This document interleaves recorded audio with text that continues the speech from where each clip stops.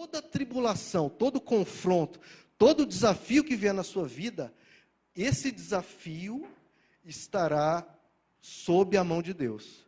Deus vai estar controlando todo o processo, irmãos. Todo o processo daquela dor. Nós lemos no livro de Jó, irmãos. O que aconteceu com Jó? Ele foi dizimado, ele foi destruído. Mas em todo o tempo, irmãos, Jó estava seguro.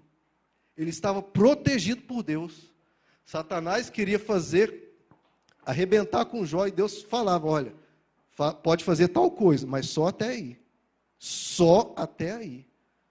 E Satanás, nem ninguém poderia ir além daquilo, porque havia uma ordem de Deus. Tal coisa sim, tal coisa não.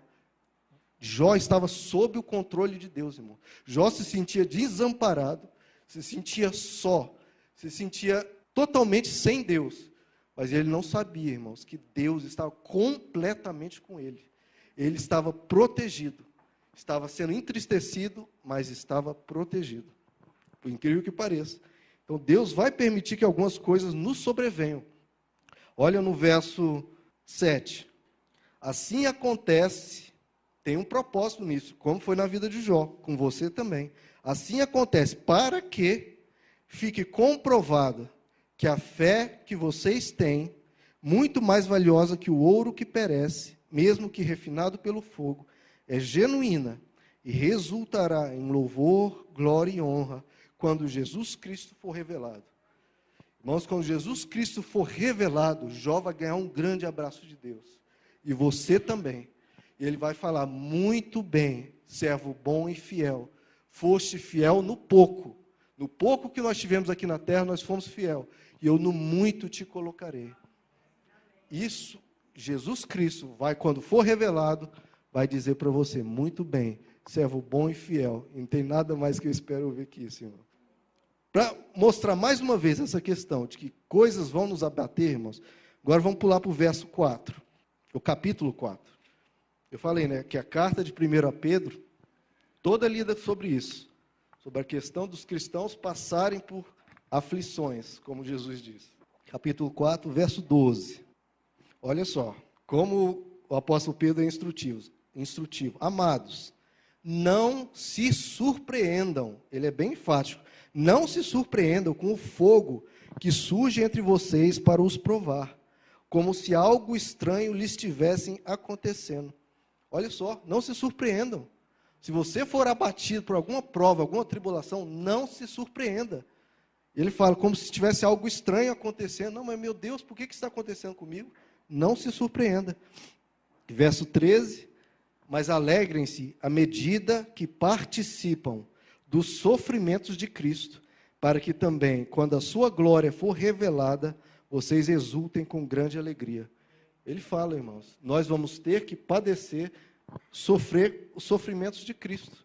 Assim como Cristo esteve disposto a sofrer, nós também. Ótimo, nós sofremos. Então, o que nos livra do medo, né, irmãos? Que as pessoas do mundo, elas têm medo de coisas que podem vir sobre elas. Se eu estou falando que a Bíblia fala que sofrimentos virão sobre nós, o que nos livra do medo, irmãos? Então, pronto, né? Como eu falei, a gente está, que ao Deus dará, a gente está sozinho neste mundo, não.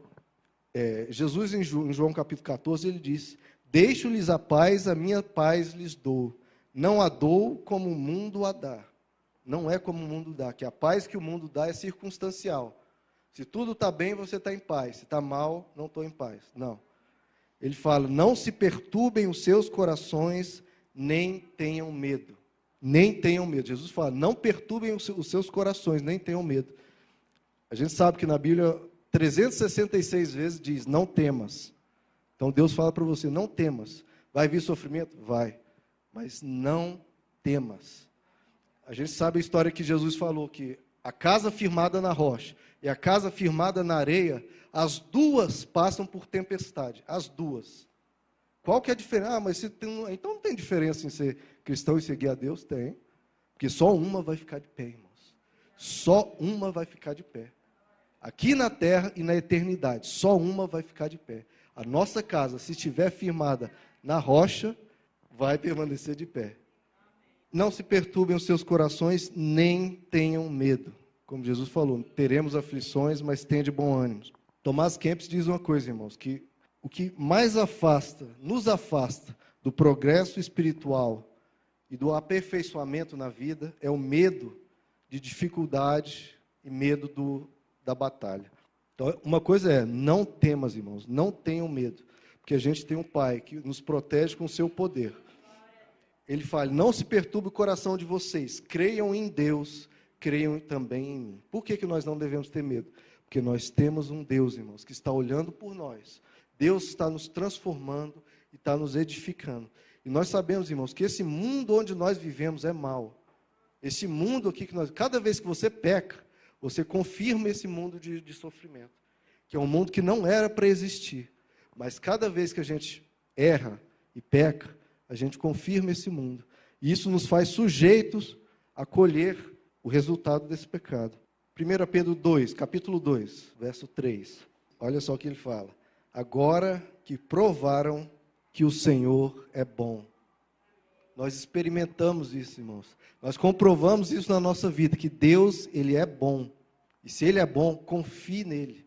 Porque as coisas a gente pode não entender. Eu até mandei esse texto em alguns grupos do WhatsApp. Você não precisa entender o que Deus está fazendo. Você precisa confiar e saber que Ele está agindo. Ele está agindo, irmãos. E sabe que por Ele ser bom, nós temos paz. Bom, irmãos, como eu falei, a gente não precisa entender o agir de Deus. Porque muitas vezes nós não vamos entender. Mas a gente precisa confiar que Ele está agindo. 1 Pedro 4, verso 19. Por isso mesmo, aqueles que sofrem de acordo com a vontade de Deus devem confiar sua vida ao fiel Criador e praticar o bem. Se a gente sofre, irmãos, e está de acordo com a vontade de Deus, porque às vezes a gente sofre também sem ser pela vontade de Deus, né? Porque nós estamos cometendo algum erro, ou não estamos sendo sábios em alguma área da nossa vida. Mas se nós estamos sofrendo e é da vontade de Deus, confie sua vida ao fiel Criador. Confie, Ele é fiel, irmãos. Não há uma aparente contradição entre a fidelidade de Deus e o sofrimento. Mas é uma contradição aparente, Ele é fiel.